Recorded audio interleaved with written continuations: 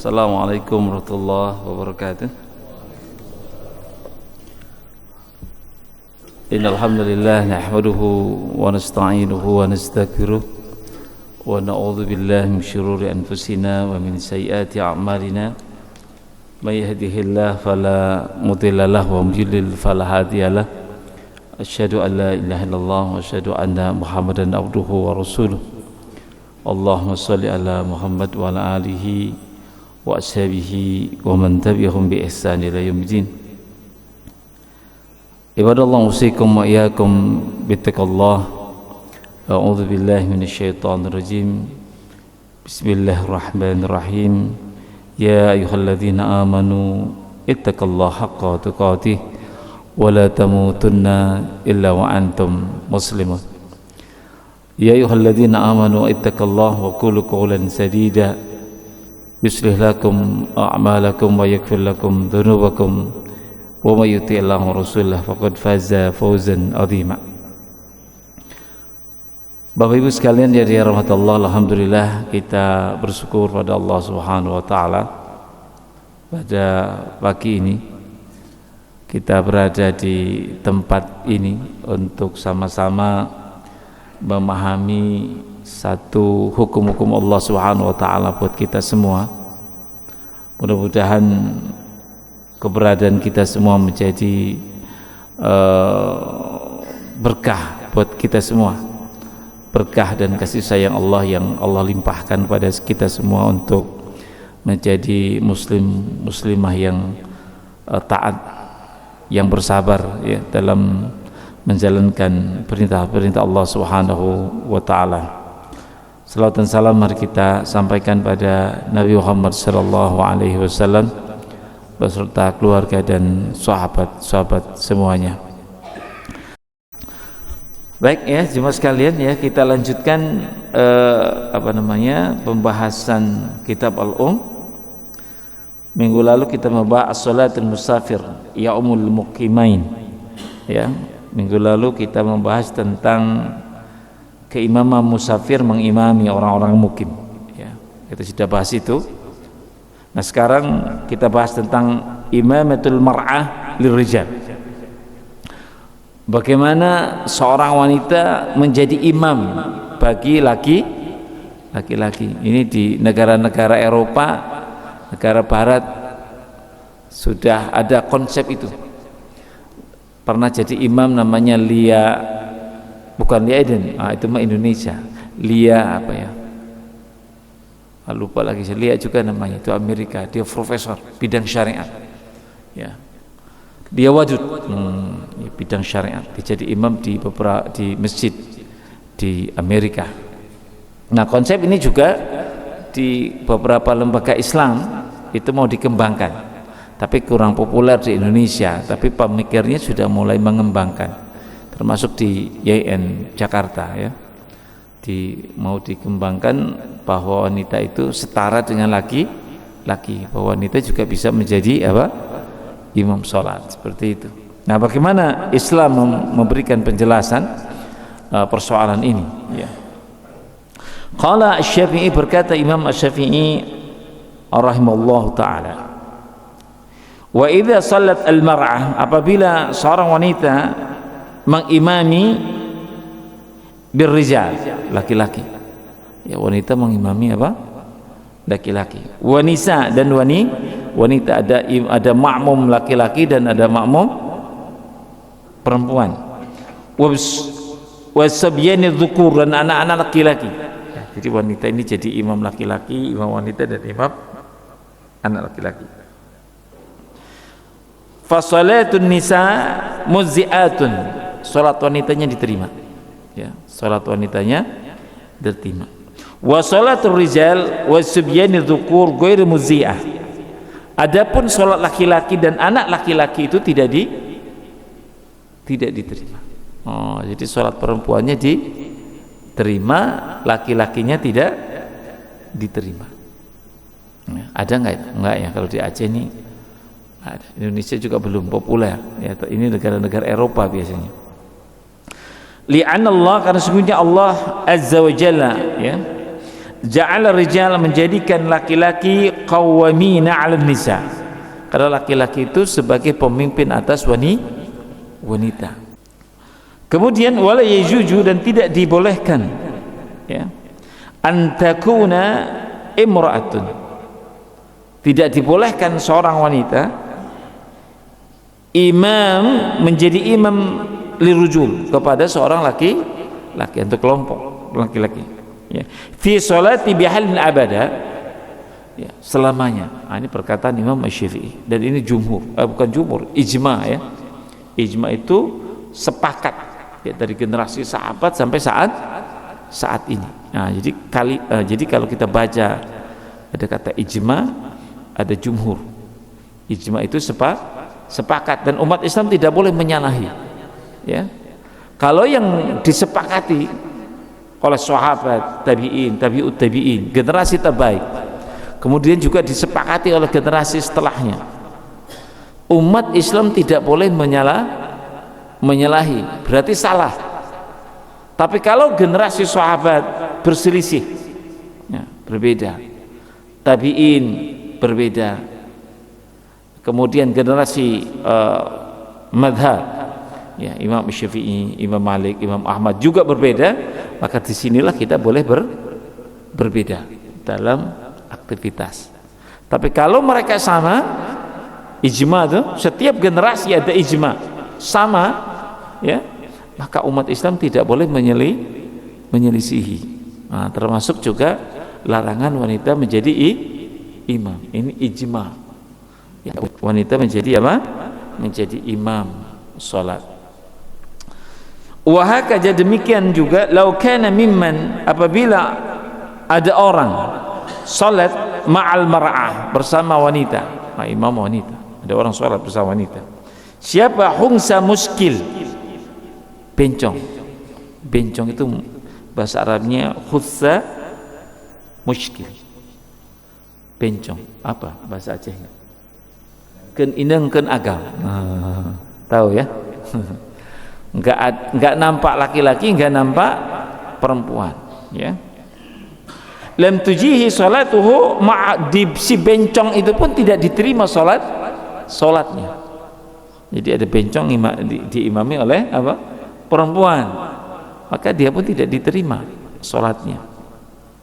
Sampai hatta bi annahu imra'atun, sampai nyata bahwa bencong ini cenderung kepada perempuan.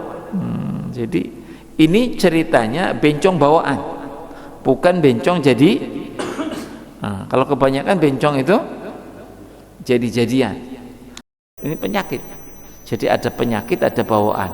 Bawaan dalam Islam itu tidak dosa, karena memang ada homokrodit, ada dokter di sini ya, ada homokrodit, memang ada setiap, kalau nggak salah setiap 10 juta orang itu ada homokrodit. Gen homokrodit itu tidak jelas ke wanita atau ke laki-laki. Model seperti ini disebut dengan hungsa muskil, dan tidak dosa, cuma nanti terserah dirinya lebih condong kemana, paham ya? Gayanya lembut sekali tapi laki-laki, pernah lihat? Baik, qala Asy-Syafi'i, berkata Imam Asy-Syafi'i, akhbarana, telah mengabarkan kepada kami ya, Sufyan an Umar ad-Dahni an imra'atan, dari seorang wanita, min qaumihi, dari kaumnya. Jadi Imam Syafi'i mendengar riwayat ini ya. Jadi Imam Syafi'i mendapatkan riwayat. Ini belum ijtihadnya Imam Syafi'i, belum nih. Ini Imam Syafi'i mendapatkan riwayat dari Sufyan an Amr ya, an imra'atin min qaumihi, dari seorang wanita dari kaumnya, yaqulu laha, dia berkata padanya, siapa wanita itu?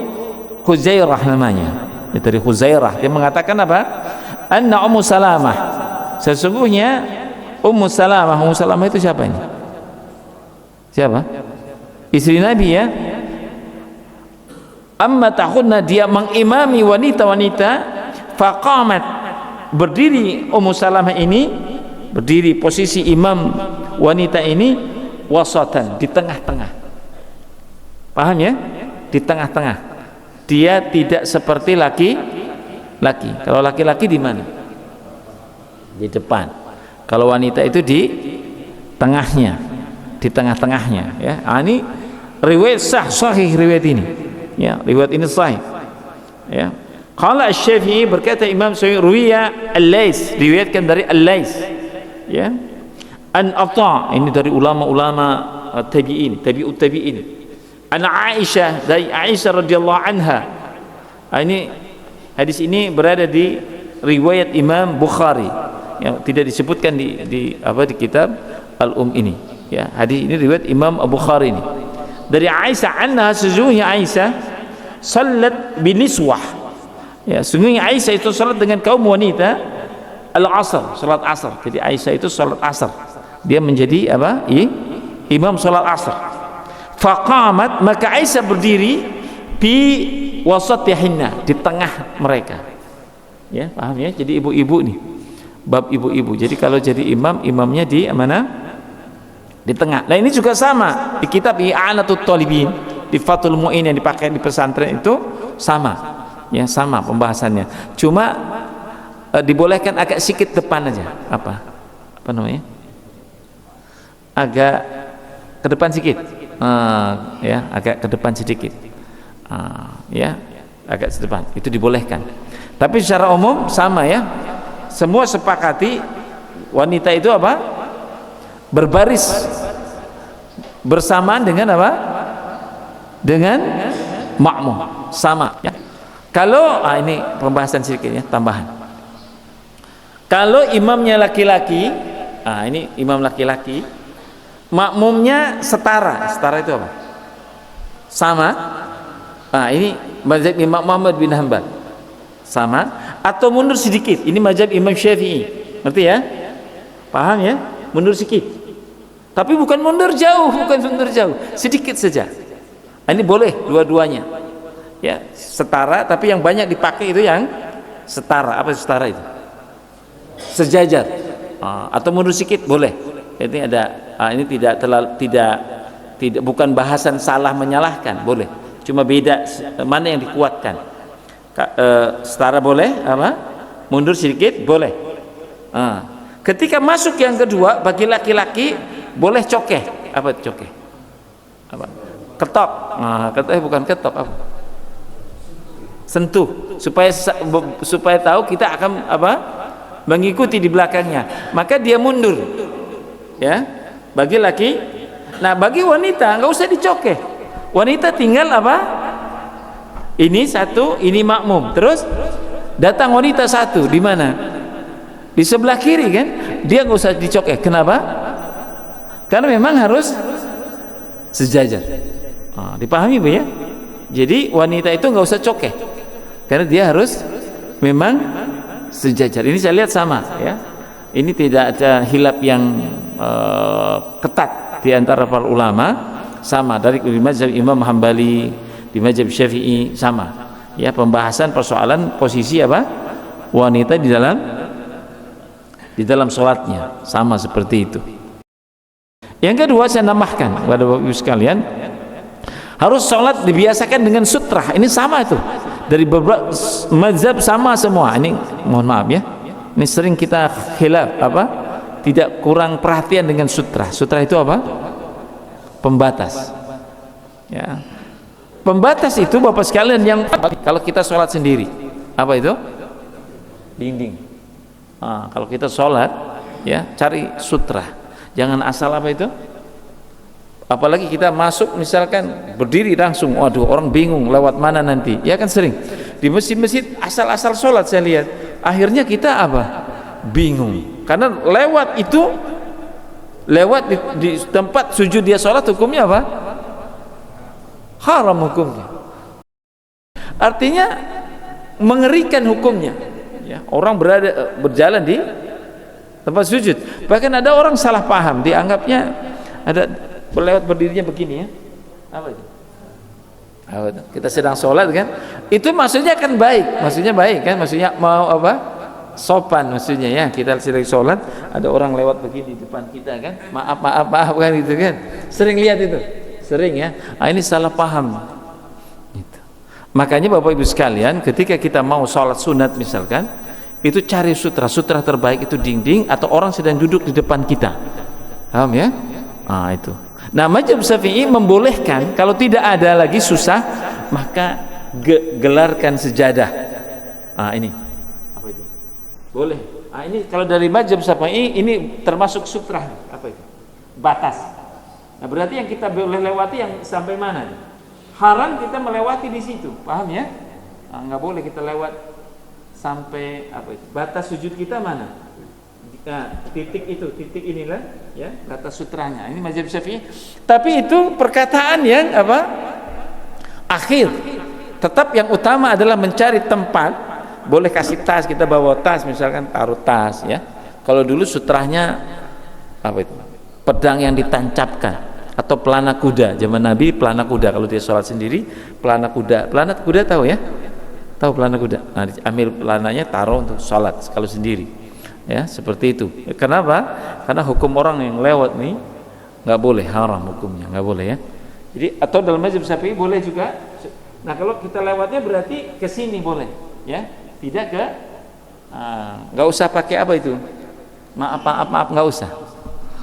Bahkan kita sunahkan kalau ada orang lewat, anak kecil itu tetap kita jaga, ya. Jangan sampai melewati tempat sujud kita. Ini harus dijaga ya, hukum-hukum seperti ini, karena ini sangat penting sebenarnya untuk kita pahami, sehingga kita kalau sholat jangan asal berdiri. Apalagi habis sholat Jumat saya lihatnya asal semuanya berdiri, akhirnya orang bingung mau pulang kemana jalurnya. Ini dikepung dia, nggak bisa keluar kan. Ini ada orang, akhirnya apa? Berdirilah dia, nunggu. Ada sholat lagi di situ, akhirnya pening dia kan. Makanya ini kita harus mencoba mengatur posisi supaya mana orang nanti bisa keluar, mencari sutra orang bisa keluar, tidak mengganggu lalu lintas orang, termasuk kita ini kan ketika sholat sunat masuk, cari posisi yang memungkinkan orang masuk nanti tidak melewati tempat kita sujud. Jadi masuk seperti itu. Baik, ada yang lain? Cukup? Aman semua? Baik, kalau aman kita pulanglah sudah.